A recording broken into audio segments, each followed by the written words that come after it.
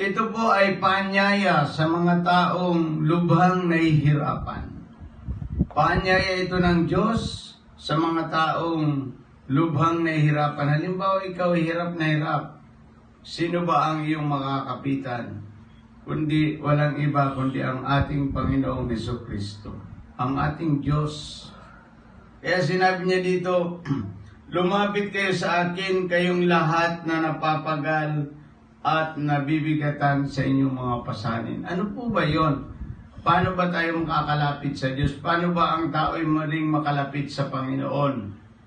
Ang required dito ng ating Diyos para ang tao ay makalapit sa Diyos, pagsisihan niya, talikdan ang mga kasalanan. At ang Panginoong Jesucristo ay papasukin niya sa kanyang puso para siya ay mabigyan ng kalinawahan sa kanyang buhay. Hanggang ang tao'y hindi niya pinagsisisihan at tinatalikdan ang kanyang mga kasalanan, ay hindi siya magkakaroon ng kaginawahan sa kanyang buhay, sapagkat yung paanyaya ng Diyos na lumapit tayo sa Kanya, ang Diyos ay banal. Hindi tayo maaaring makalapit sa Diyos hanggang hindi tayo nagsisisi at tumatalikod sa kasalanan. Amen. Yun talaga ang unang patuntunin ng Diyos sa mga tao, na kailangan ang tao ay magsisi at tumalikod sa kasalanan upang muling makalapit sa Diyos. Kasi hindi po talaga makakalapit ang tao sa Diyos sapagkat ang Diyos ay banal. Kaya maging si Moises nung nasa bundok ng sinasabi niya, lahat ng marumi sa iyo ay hubarin mo. Isa sa mga sandalyas ay pinahubad ng Diyos sa kanya. Sapagkat ang iyong dakong ito ay banal, andito ang Diyos.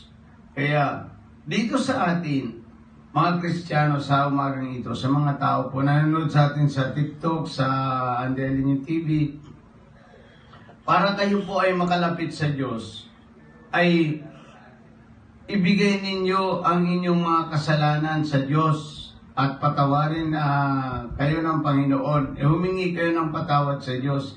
Ialay natin ito sa Diyos. Sabihin natin na, O Diyos, ako po ay isang taong makasalanan. At ako po ay nagsisisi at tinatanggap kita bilang Panginoon ko at tagapagligtas. Sa ganong paraan, ang tao'y muling makakalapit sa Diyos at muling tatanggapin ng Panginoon. Iyan talaga ang requirement na muling makakalapit tayo sa Diyos. Sabi niya dito, lumapit kayo sa akin, kayong lahat na napapagal at nabibigatan sa inyong pasanin. At kayo'y aking pagpapahingahin. Pasanin ninyo ang aking pamatok at mag-aral kayo sa akin. Ako'y maamo at mababang loob at makakasumpong kayo ng kapahingahan para sa inyong kaluluwa. Kapag tinanggap natin si Jesucristo bilang Panginoon at tagapagligtas, tayo po ay magiging mga anak ng Diyos at tayo magkakaroon ng kapahingahan. Hindi lamang dito sa physical problem natin. Kasi mga physical problem, yan ay sumusunod na lamang. Kailangan nating muling makalapit sa Diyos, makalapit na mayroong malinis na puso at nagsisisi sa kasalanan at lumuluhod sa Diyos at nagsasabing, O Diyos, ako ay kahabagan mo. Yun ang paglapit sa Diyos, na binubuksan mo ang iyong puso at tinatanggap si Jesucristo bilang Panginoon at tagapagligtas. Doon magpapasimulang ang tao ay makalapit sa Diyos. Pagmamakaawa natin na tayo ay makalapit sa Kanya at humingi ng tawad sa ating mga kasalanan.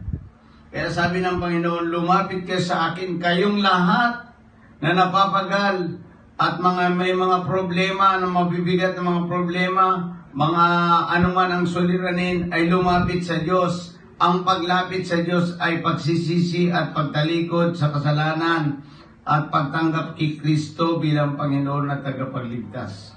Iyan po ang paraan ng Diyos para ang tao'y makalapit sa Panginoon.